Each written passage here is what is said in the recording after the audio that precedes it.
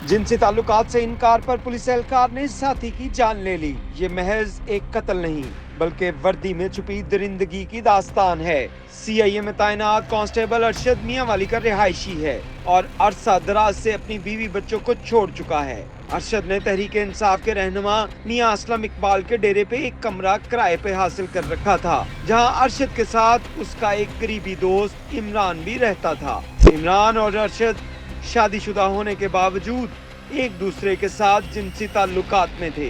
कहानी का अंजाम बहुत बुरा होने जा रहा था। सीआईए पुलिस फोर्स उस वक्त लर्ज उठी जब एक कांस्टेबल ने अपने ही साथी को बेरहमी से कत्ल कर दिया और कत्ल की वजह नशा और जिनसी ताल्लुकात थे।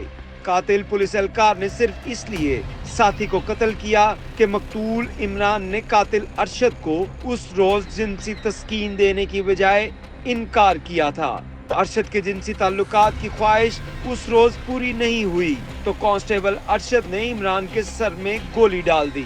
आइस के नशे में धुत कांस्टेबल अरशद खून का खेल खेल कर खुद फरार हो गया और इमरान की लाश कई रोज तक उसी जगह पड़ी रही और जब ताफुन आया तो मकामी लोगों ने पुलिस को इत्तला दी। इस कहानी के बारे में एसएसपी इन्वेस्टिगेशन मोहम्मद नवीद ने किए ऐसे इंकशाफात जो आज तक सिर्फ पुलिस के सीने में दफन थे। हमें ये कॉल रिसीव हुई कि एक डेड बॉडी है जो कि पाकिस्तान तहरीक इंसाफ के रहनुमा असलम इकबाल साहब उनके डेरे पे मिली है।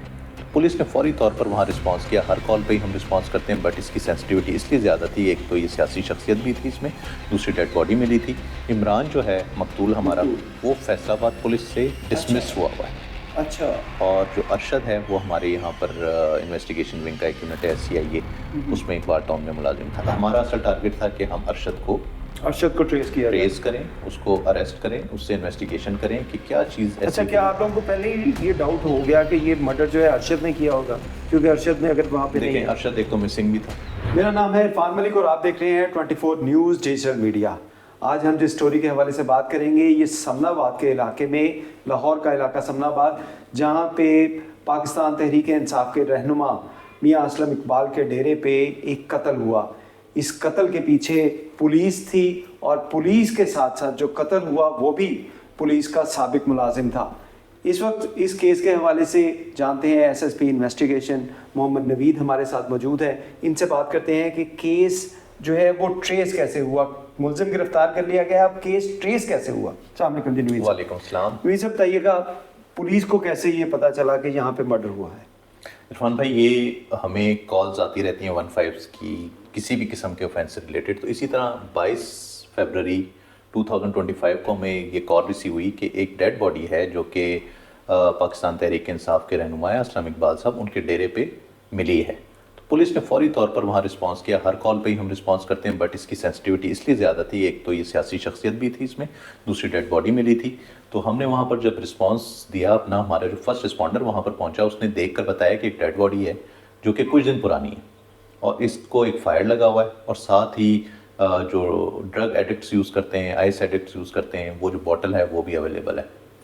तो जब ये कॉल हमें रिसीव हुई उसके बाद हमारी सीनियर कमांड ने वहाँ पर विज़िट किया क्राइम सीन को। उन्होंने जाके देखा, तस्वीरें ली, पीएफएसए की टीम को मंगवाया, हमारी क्राइम सीन यूनिट जो है उसने विज़िट किया और ये डिटरमिन किया कि डेड बॉडी कितने दिन पुरानी है। तो ये हमें आइडिया हो कम से कम 4 से 5 दिन पुरानी ये डेड बॉडी थी। 4 से 5 दिन से वो डेड बॉडी जी, वो डेड बॉडी वहाँ पे थी। अच्छा, अब इसमें अगली चीज़ जो थी वो ये थी कि हमने इसको आइडेंटिफाई करना है और फिर हम इस केस को। अच्छा, यानी कि जब आप लोग पहुंचे हैं तो उस वक्त आइडेंटिफाई नहीं हुआ कि ये कौन है? ये कौन है, क्योंकि डेड बॉडी पुरानी हो गई थी, इस वजह से उसकी आइडेंटिफिकेशन नहीं थी। एक तो किसी को पता भी नहीं था आसपास कि कौन बंदा है। दूसरा ये कि जब उसकी स्मेल फैली तो यकीनन तब लोगों ने कॉल की।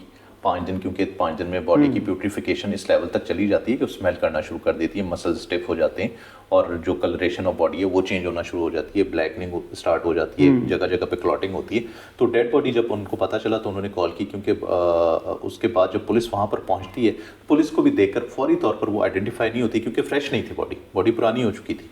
अब उसमें जब पुलिस ने वहाँ पर सर्कमस्टांशियल एविडेंस कलेक्ट किया, वहाँ के लोगों के बयानात लिए कि यहाँ कौन रहता था और क्या इशू था, फायर की आवाज़ किसी ने सुनी या नहीं सुनी, क्योंकि एक फायर उसको सिंगल लगा हुआ था। तो इस तरह की चीज़ें जब हमारे सामने आई तो फिर हमने उस केस को ट्रेस करना शुरू किया और हमें ये पता चला कि वो जो रूम है वो रेंट पे लिया हुआ था एक पुलिस मुलाजिम ने, जिसके साथ ही दूसरा पुलिस मुलाजिम जाके रहता है। और ये भी हमें थोड़ा सी ट्रेसेस मिले कि शायद वो एडिक्ट भी थे और اس کی وجہ سے شاید لڑائی ہو. پھر ہم نے اس کیس کو ٹریس کرنا شروع کیا. ہمیں یہ کلیئر ہوا کہ وہاں پر ایک محمد ارشد نامی ہمارا پولیس ملازم جو ہے اس نے رینٹ پہ لیا ہوا تھا اور یہ عمران جو ہے یہ اس کے ساتھ رہ رہا تھا. ان کی اچھا یہ دونوں بتائیے گا، عمران اور ارشد کا یہ لاہور پولیس میں جو ہے وہ امپلائمنٹ تھے، یہاں پہ ملازمت کرتے تھے یا کسی اور ضلع میں؟ عمران جو ہے مقتول ہمارا وہ فیصل آباد پولیس سے ڈسمس ہوا ہوا ہے. اچھا. اور جو ارشد ہے وہ ہمارے یہاں پر انویسٹیگیشن ونگ کا ایک یونٹ ہے CIA، اس میں اقبال ٹاؤن میں ملازم تھا. اب کیونکہ آپ یہ دیکھیں کہ اقبال ٹاؤن کا وہ ملازم تھا، سمن آباد کا علاقہ بھی جو اقبال ٹاؤن میں آتا ہے، تو انہوں نے یہ کمرہ جو رینٹ پہ لیا اور یہیں پر رہائش پذیر تھے. اب ان کے ہمارا اصل ٹارگٹ تھا کہ ہم ارشد کو ٹریس کریں، اس کو اریسٹ کریں، اس سے انویسٹیگیشن کریں کہ کیا چیز ایسی. اچھا کیا آپ لوگوں کو پہلے ہی یہ ڈاؤٹ ہو گیا کہ یہ مرڈر جو ہے ارشد نے کیا ہوگا؟ کیونکہ ارشد نے اگر وہاں پہ دیکھیں ارشد ایک تو مسنگ بھی تھا. ارشد پہ کیسے آپ کا گیا شک؟ لاسٹ 7 days سے اپنی ڈیوٹی سے بھی ایبسنٹ تھا وہ. پھر وہ مسنگ بھی تھا، یعنی اگر 5 دن پہلے اس نے مرڈر کیا تو اس دن سے وہ یہاں پہ نہیں تھا. ہم نے جب اس پہ ورکنگ سٹارٹ کی، پھر ہم نے ریڈز وغیرہ کی اور فائنلی ہم نے پپلا میاں والی سے اس کو کسٹڈی میں لیا اور پھر اس سے انٹیروگیشن کی. اچھا ہماری اطلاعات کے مطابق عمران اور جو مقتول اور جو قاتل ہیں ان دونوں کے آپس میں کوئی تعلقات بھی تھے، غیر اخلاقی تعلقات بھی تھے، اور کیونکہ ڈرگز کے ایڈکٹ بھی تھے دونوں، تو اپنی فیملی کو بھی نہیں یہ لوگ ملتے تھے کافی عرصے سے. تو یہ بھی کیا وجہ تھی قتل کی؟ دیکھیں ارشد جو ہے اس کا بیک گراؤنڈ یہ ہے کہ وہ میاں والی کا رہنے والا ہے اور پپلا سے ہے. فیملی میں یقیناً اس کی 6 years بیک جو ہے وہ اس کی ڈائیورس ہوئی ہوئی تھی. اب ہمیں جتنا ایویڈنس ملا ہے وہ دیکھتے ہوئے ہم نے یہ ڈٹرمن کیا ہے کہ یہ ایڈکٹ تو ہیں، بٹ یہ غیر اخلاقی حرکات والی جو آپ نے بات کی ہے اس کا ہمیں کوئی ایسا ایویڈنس نہیں ملا کہ ہم یہ بتا سکیں کہ واقعی یہ طرح کی تھی چیز یا نہیں تھی.